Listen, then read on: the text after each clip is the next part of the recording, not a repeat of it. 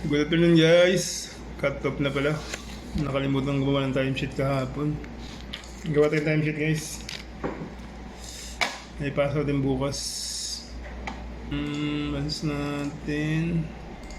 Starting yung January 16 hanggang February 15. Ayun.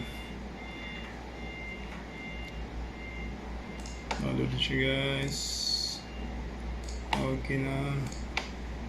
So, dapat kahapon ito nakalimutan kung gawin mo kahapon. Timesheet.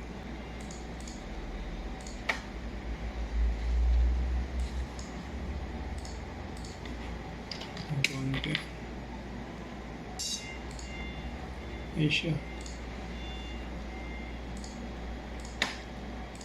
Jasim.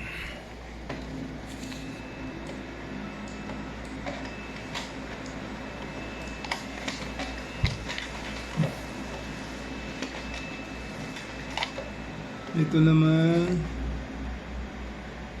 kay Gulam. Check natin.